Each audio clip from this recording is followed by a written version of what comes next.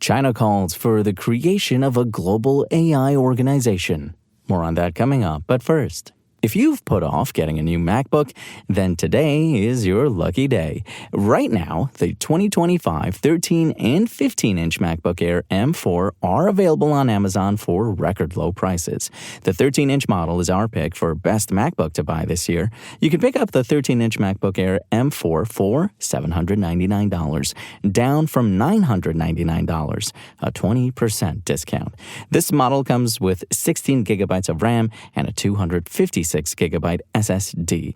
You can upgrade to a 512 gigabyte SSD for $999, down from $1,199, another all-time low price, or 24 gigabytes of RAM and a 512 gigabyte SSD for $1,199, down from $1,399. Then there's the 15-inch MacBook Air M4, whose cheapest model is on sale for $999, dropping from $1,199. The 17% discount is the best deal we've seen since the pair debuted in March. As with the 13-inch model, the 16GB and 512GB SSD option is also a record low price, dropping to $1,199 from $1,399. Then there's the 24GB upgrade, which is $1,399, down from $1,599. And Roku's latest streaming sticks are both on sale with steep discounts. The Roku Streaming Stick Plus, which supports 4K and HDR10 Plus, is on sale for $29, a discount of 27%. If your television only supports HD, pick up the Roku Streaming Stick HD, which is on sale for $19. That's 37% off its retail price. Both the Plus and HD versions of the Roku Streaming Stick offer more than 500 free channels through Roku Live TV, which is why we call the Plus the best streaming device for free and live content. Both versions work with virtual assistants, including Siri, Alexa, and Hey Google, and both are Wi-Fi only.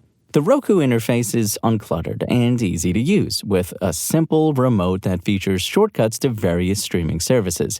Both sticks support Apple AirPlay for streaming from your Apple device. In our hands-on review of the Streaming Stick Plus, we noted that this is Roku's first 4K streaming stick that doesn't require a wall adapter for power. Instead, the stick can be powered by your TV's USB port, adding flexibility for TV placement and neater cable management. While the Streaming Stick Plus has a shorter Wi-Fi range and slightly slower performance than more expensive streaming devices, we still felt it offered a solid value and gave it a score of 85 out of 100. Remember, you can find the latest gadget news, reviews, price drops, and more right now at Engadget.com. China wants to work with other countries and has laid out its plans for the global governance of artificial intelligence at the World Artificial Intelligence Conference, WAIC, in Shanghai. Li Qiang, the country's premier, warned about technological monopolies and said that AI could become an exclusive game for a few countries and companies. As such, he proposed the creation of a World AI Cooperation Organization during the event. Li didn't specifically mention the United States when he talked about monopolies, but the U.S. restricts AI chip exports to his country. NVIDIA had to develop chips that are only meant for China and conform to export rules so it wouldn't lose the Chinese market completely. Meanwhile, Chinese companies like Huawei are developing their own AI systems to make up for China's lack of access to more advanced AI chips from American firms. Li also made the statement a few days after the Trump administration revealed its AI action plan, which seeks to limit state regulation of AI companies and which aims to ensure that the U.S. can beat China in the AI race. The Chinese premier said his country would actively promote the development of open-source artificial intelligence and that China is willing to provide more Chinese solutions to the international community when it comes to AI. He also said that his country was eager to share AI technologies with developing countries in the global south. Currently, overall, global AI governance is still fragmented. Countries have great differences, particularly in terms of areas such as regulatory concepts and institutional rules, Li said. We should strengthen coordination to form a global AI governance framework that has broad consensus as soon as possible.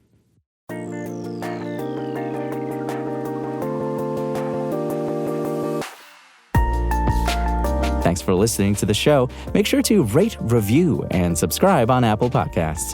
Today's show featured journalism by Engadget contributor Mariella Moon and was produced by Spoken Layer. I'm Imran Sheikh, and as always, we'll talk more tomorrow.